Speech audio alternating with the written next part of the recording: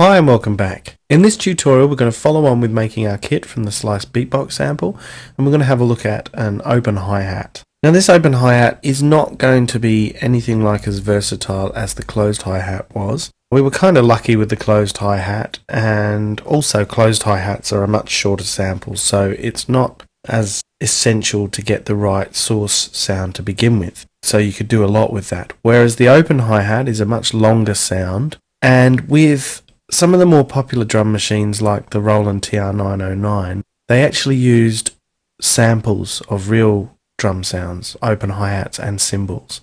We don't actually have a sample that sounds like an open hi-hat, but what we do have is a clap sound, which is kind of similar once you start filtering it and things like that. And some of the older drum machines actually used a bit of white noise through a filter to make hi-hat sounds. Now that sounds a lot more artificial and synthetic, but it's still perfectly usable in depending on the type of track you're trying to do. And so in a sense what we're going to do here is going to be a bit closer to that, because these clap sounds are maybe like a little bit of a burst of white noise. So we can do a bit with it, and really just looking at the parameters that are available to us, such as the filter settings, the volume envelope, the pitch envelope, the compressor, the reverb. A lot of these things are really quite general and can be applied to any sound that may work as an open hi-hat. So really that's the most important thing with this tutorial, is we're really looking at what you can do to an open hi-hat. We're not really trying to create the perfect open hi-hat or anything like that. Just like I said in the closed hi-hat tutorial, really the idea is once you start getting these sounds into a mix, you want to start playing with them and changing them about. You don't want it to stay static. So we're just going to really go over some of the settings you can change on an open hi-hat to make it a bit more usable or versatile. So to start with, we're going to use the second clap that was in the loop. So not this one here, I think it is. Yep. So I'm going to drag that down here so that it's next to the closed hi-hat, and rename that Control R or Command R on Mac, open hi-hat.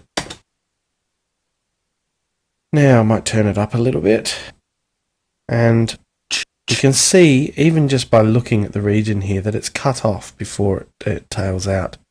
So obviously the actual sound is longer than a 16th. So we'll just drag that region endpoint a bit further along, just so that it decays out a bit more naturally. And of course we'll change our repeating note clip that will keep it triggering, so we don't have to keep triggering it on the keyboard. We'll change that to play the open hi-hat. Trigger that. Okay, well the first thing to go for is the high pass filter. And we can just sweep through the frequencies. We might keep it around here, somewhere around 4 or 5 kilohertz. And we'll need to turn it up a bit, of course. And I might just chuck a compressor in now, because it'll sort the level out and keep it a bit even. Just make it easier to work with as well.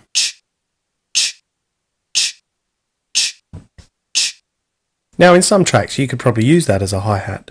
Totally depends on the type of track and what you're doing. But of course that one's quite short and ends quite abruptly, so it's only going to be useful for some things.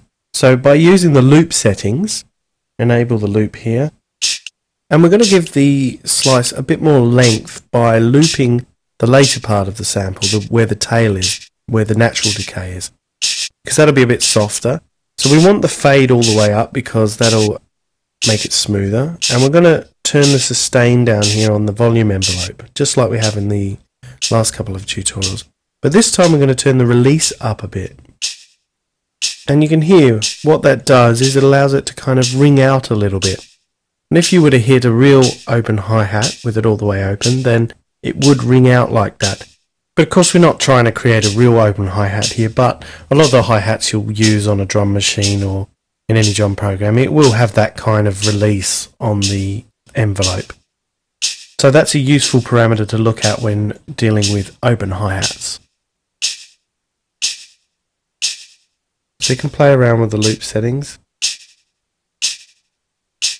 You can hear that sounds a little bit more synthetic. And so does that. But around there is not too bad. Now if we were to change the length here and make it really short, you can hear that starts again to make it sound quite synthetic and artificial. But some tracks you might want that, and that might be closer to an older drum machine.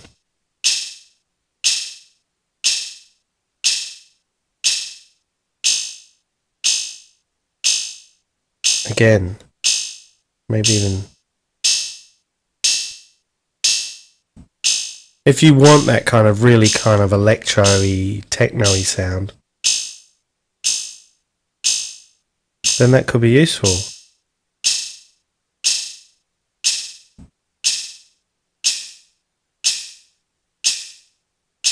But we'll just leave it there for the moment.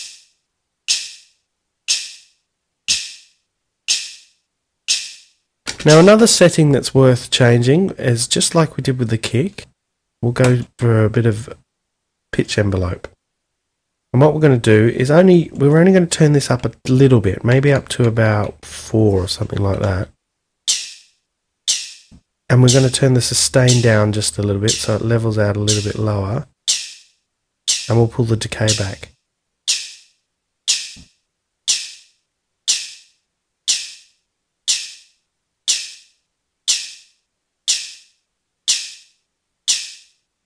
Just like with real drums, as we said in the kick tutorial, when you hit it, the pitch raises slightly and then decays quite quickly. Now changing the transpose is another thing we can do. And you notice the loop sounds a lot more noticeable here, so we could try changing that again.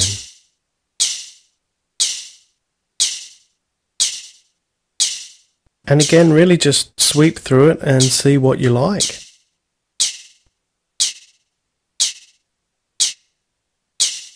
But we'll put it around here because it's less noticeable here. We'll try transposing it even down. And again, you might want to readjust the loop settings.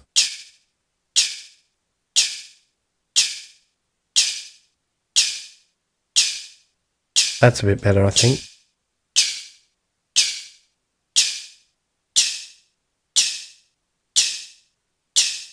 Maybe put the high pass filter up a little bit more. And now a little bit of reverb, just like we did on the clap and the closed hi-hat. Now that's not too bad, and that could be usable. But we're going to do like we did with the closed hi-hat, and we're going to give it its own reverb.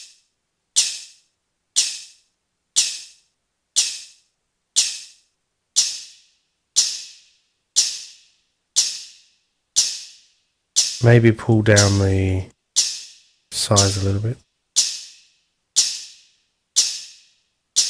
And it's a send effect, so we turn the dry wet up. We don't need any dry signal coming through this chain because it's coming through here. Now you can see that reverb makes quite a difference. That helps it a lot. I might try the gate again because I like using gates on these reverbs. It keeps it nice and tight. But we're going to use a bigger release on this and turn the hold up as well.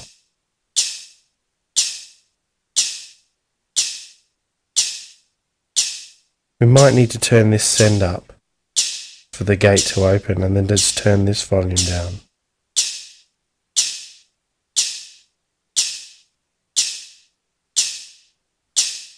So that's still got a bit of decay, but then it closes off completely and keeps it quite nice and tight. So let's just try this in context. We'll change this clip around. Press the up arrow.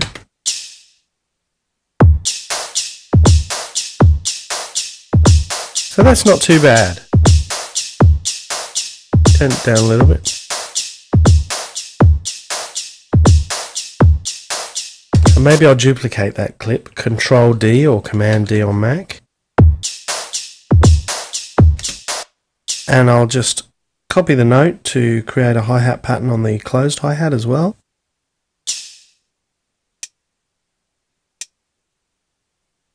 We'll do that a couple of times. So now we can hear it in context. We might want to change one or two of the settings, like maybe transpose.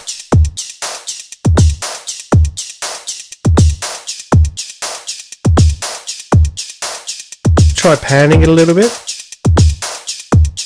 Maybe even the spread setting. Make it a bit stereo. And maybe pan the closed hi-hat as well. I can pan that here. Oh, that's already panned. Now you notice that even though the open hi-hat's next to the closed hi-hat on the pad view here, in the chain list view they're miles apart. And we can fix this very quickly and easily just by right clicking and choosing sort chains. And you can see now they're next to each other, so that's a quick way of doing that. These chains don't automatically conform to what's going on in the pad view here, you have to do that manually. Alright, well this is sounding pretty okay. I'd use that in some tracks. And you can see just by changing the high pass filter, the loop settings, the volume envelope, the pitch envelope, maybe the spread control to make it a bit stereo, the transpose settings, and a bit of compression and reverb. All of these things can actually make quite a big difference to an open hi-hat, and they're quite useful even if you're starting with a different sample. All of these settings can be useful for open hi-hats. So, that's it. Thanks for watching. We'll see you next time.